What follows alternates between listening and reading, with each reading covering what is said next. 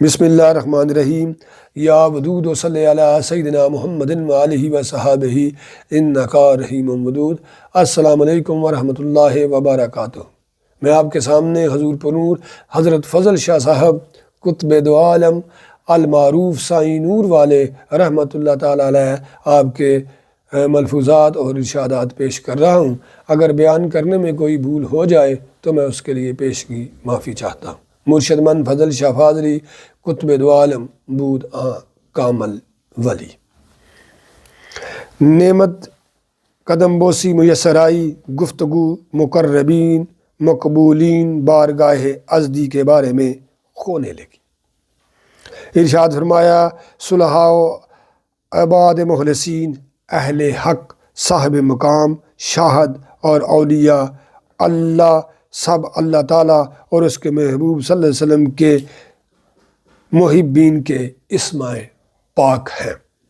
ان میں سے کسی ایک کے ساتھ وابستگی قرب معیت منزل مقصود تک پہنچا دیتی ہے۔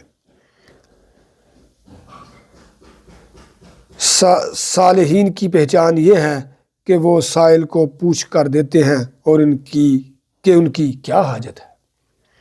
حاجت روائی کے بعد اس کا شکریہ بھی ادا کرتے ہیں اور یہ بھی کہتے ہیں کہ اندھا کوئی حاجت ہو تو کسی اور کے پاس نہیں جانا، یہاں آنا ہے۔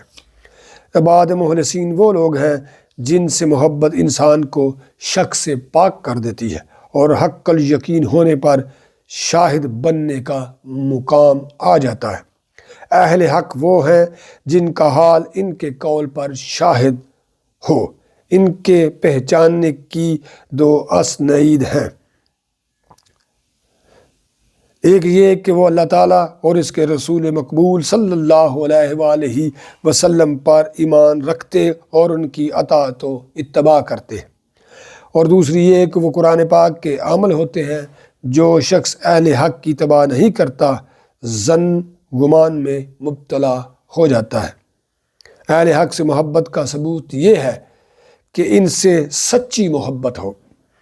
جو ان سے سچی محبت رکھتا ہے اس میں رفتہ رفتہ مثبت صفات اجاگر ہونے لگتی ہے اور منفی صفات میں کمی آنے لگتی ہے۔ اگر کسی میں ایسا ہوتا ہے تو اس کے دعوی محبت میں، اگر کسی میں ایسا نہیں ہوتا تو اس کے دعوی محبت میں کمی ہے۔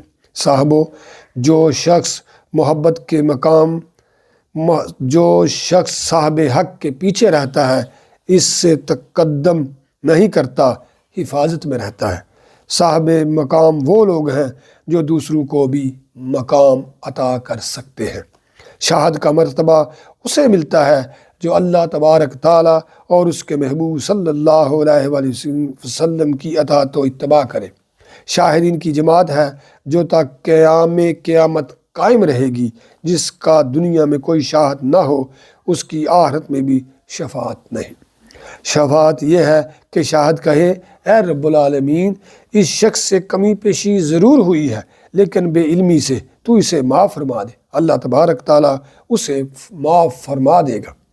صاحبو، جب تک کسی کا کوئی شاہد نہ ہو اس کا کوئی عمل قابل قبول نہیں ہے۔ اولیاء اللہ وہ پاک ہستیاں ہیں جو مختلف اسماء سے یاد کیے جاتے ہیں، لیکن ان میں قطب عالم کو کلی علم عطا ہوتا ہے۔ یہ دنیا میں بیک وقت ایک ہی ہوتا ہے۔ اولیاء اکرام میں سے ایک وہ ہیں جن کا علم جز سے تعلق رکھتا ہے، ان کا دل ان انبیاء پر ہوتا ہے جو جز سے تعلق رکھتے ہیں۔ دوسرے وہ ہیں جن کا علم جزو اعظم سے تعلق رکھتا ہے، ان کا دل ان انبیاء پر ہوتا ہے جو جزو اعظم کی حیثیت سے تشریف لائے۔ تیسرے وہ ہیں جن کا علم کل سے تعلق رکھتا ہے، ان کا دل محبوب کبریا صلی اللہ علیہ وآلہ وسلم کے قلب اطہر پر ہوتا ہے۔ اللہ تعالی ہمیں آسانیاں عطا فرمائے اور آسانیاں تقسیم کرنے کا شرف اور علم اور مرتبہ اور شان عطا فرمائے۔ اللہ تعالی ہمیں آسانیاں عطا فرمائے اور آسانیاں تقسیم کرنے کا شرف عطا فرمائے۔ نور والے